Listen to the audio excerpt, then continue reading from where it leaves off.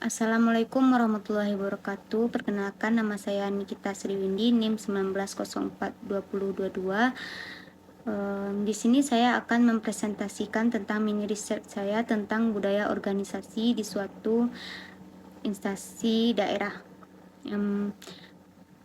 Kesuksesan sebuah kota atau daerah tidak terlepas dari campur tangan pemerintah daerah setempat, sehingga peran Humas Pemda diharapkan dapat memberikan kontribusi dalam pembangunan di era otonomi daerah. Humas Pemda Bukit Tinggi telah berusaha memberikan pelayanan kepada masyarakat sebagai bentuk partisipasi kepada publik berupa informasi, berita, dan layanan keluhan masyarakat. Peneliti memilih Humas Bukit Tinggi sebagai objek karena di bagian tersebut belum lama terjadi mutasi kepegawaian seperti pergantian kepala bagian sub staf Humas. Rumusan masalah dalam laporan ini adalah bagaimana budaya organisasi Pemda di era otonomi daerah, khususnya di bagian Humas Kota Bukit Tinggi. Adapun tujuan dari penulisan laporan ini ialah agar semua pembaca, khususnya mahasiswa, dapat mengetahui bagaimana budaya organisasi Pemda di era otonomi daerah, khususnya di bagian Humas Bukit Tinggi. Konsep komunikasi organisasi. Komunikasi merupakan kegiatan transmisi informasi, ide-ide, sikap, atau pernyataan emosional dari satu orang atau kelompok yang disampaikan ke pihak lain, terutama melalui simbol-simbol tertentu. Konsep budaya organisasi. Andrew Pettigrew dalam Kusdi 2011 mendefinisikan budaya adalah suatu sistem makna yang secara kolektif dan terbuka disepakati untuk berlaku pada suatu kelompok pada waktu tertentu. Kita lanjut kepada pembahasan sejarah Kota Bukit Tinggi. Kota Bukit Tinggi semula merupakan pasar atau kita sebut dengan pekan bagi masyarakat Agam Tuwo. Setelah kedatangan Belanda, kota ini menjadi kubu pertahanan mereka untuk melawan kaum Padri dan kota Bukit Tinggi sebelumnya bernama Nagari Kurai Limo Jorong. Pada tahun 1825, Belanda mendirikan benteng di salah satu bukit yang terdapat di dalam kota ini. Tempat ini dikenal sebagai Benteng Fordekok, sekaligus menjadi tempat peristirahatan opsir-opsir Belanda yang berada di wilayah jajahannya. Pada masa pemerintahan Hindia Belanda, kawasan ini selalu ditingkatkan perannya dalam ketatanegaraan yang kemudian berkembang menjadi sebuah kota dan juga berfungsi sebagai ibu kota atau disebut juga dengan Afdeling Padang Bovenlanden dan Onderafdeling Oud Agam. Kita lanjut kepada keadaan geografis. Kota Bukit Tinggi terletak pada rangkaian bukit barisan yang membujur sepanjang Pulau Sumatera dan dikelilingi oleh dua gunung berapi, yaitu Gunung Singalang dan Gunung Merapi.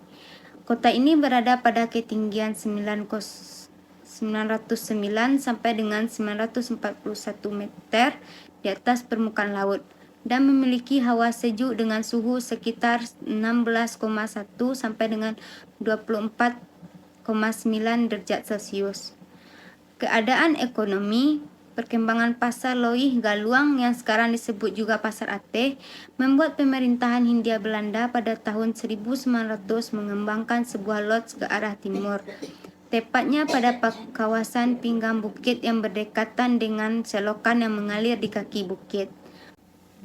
Temuan khusus yaitu budaya organisasi memiliki dua sifat, yaitu budaya yang kasat mata, jelas terlihat berupa seragam, logo, ritual, dan lain-lain. Budaya organisasi yang tidak terlihat berupa nilai-nilai yang ada, dipahami dan dilaksanakan oleh anggota organisasi. Kedua sifat budaya tersebut berfungsi sebagai identitas organisasi sehingga di luar organisasi akan mudah mengenal organisasi dari identitas tersebut dan penentu arah setiap perilaku anggota organisasi. Budaya organisasi merupakan salah satu sumber daya organisasi yang menjadikan organisasi dinamis dengan karakteristik fisik maupun non-fisik yang berisi asumsi, nilai, norma, komitmen, kepercayaan, mendorong dan meningkatkan kinerja organisasi. Dalam wawancara dengan 5 responden yang merupakan pegawai di bagian Humas Pemda Bukit Tinggi, dapat diketahui bahwa keadaan suatu budaya sangat penting dan telah melekat pada setiap individu. Bahkan di organisasi budaya telah ditanamkan dan berkembang dari masa ke masa. Birokrasi terlihat dari tugas-tugas operasi yang rutin melalui spesialisasi, aturan dan pengaturan yang sangat formal. Tugas-tugas dikelompokkan ke dalam departemen-departemen fungsional, wewenang terpusat, rentang kendali sempit, dan pengambilan keputusan mengikuti rantai komando. Bagi organisasi pemerintah seperti Pemda, budaya organisasi termasuk ke dalam model hierarki kultur atau bisa disebut juga dengan budaya birokrasi, yang artinya bahwa dalam organisasi tersebut memiliki struktur yang kuat, bersifat formal, memiliki prosedur, aturan,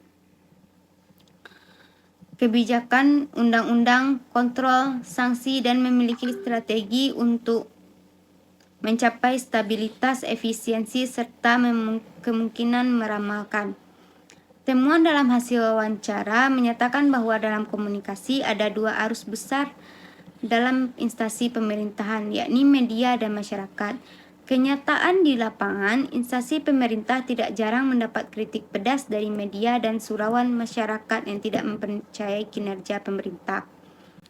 Selanjutnya yaitu faktor yang mempengaruhi budaya organisasi di bagian Humas Bukit Tinggi adalah faktor internal dan eksternal. Faktor internal berasal dari dalam organisasi seperti pimpinan, sistem kerja, interaksi sesama anggota organisasi, kesepakatan, etika dan nilai yang dianut individu. Kemudian faktor eksternal merupakan keadaan sosial masyarakat dan sistem kepercayaan masyarakat. Komitmen semua pegawai Humas adalah mengabdi pada instansi masyarakat, membangun masyarakat yang sejahtera, dan melaksanakan semua kegiatan Humas dengan profesional, khususnya dalam membangun komunikasi berupa informasi yang terbuka kepada publik. Kemudian untuk pengambilan resiko, hanya 2 responden yang berani mengambil resiko. Karena menurut mereka, resiko itu memang ada, yang penting bekerja dengan baik, dan selama ada impian dan tetap optimis, resiko bisa dilalui dengan mudah. Kesimpulan yang bisa saya simpulkan dalam penelitian kecil ini adalah faktor yang mempengaruhi budaya organisasi di bagian Humas Bukit Tinggi adalah faktor internal dan faktor eksternal. Faktor internal berasal dari dalam organisasi seperti pimpinan, sistem kerja, interaksi sesama anggota organisasi, kesepakatan, etika, dan nilai yang dianut individu. Kemudian faktor eksternal yaitu berupa keadaan sosial masyarakat dan sistem kepercayaan masyarakat. Komitmen semua pegawai Humas adalah mengabdi pada instansi masyarakat, membangun masyarakat yang sejahtera, dan berusaha melaksanakan semua kegiatan Humas dengan profesional, khususnya dalam membangun komunikasi berupa informasi yang terbuka kepada publik.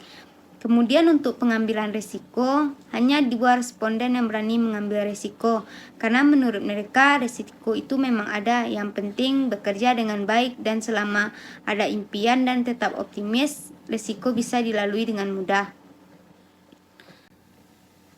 Adanya permasalahan masyarakat yang kontra dengan pemerintahan seharusnya dapat dilakukan penelitian tentang survei kepuasan masyarakat atau analisis persepsi masyarakat terhadap kinerja Pemda atau dengan menggunakan analisis media dengan membandingkan Pemda yang satu dengan Pemda yang lainnya mengenai media yang digunakan sebagai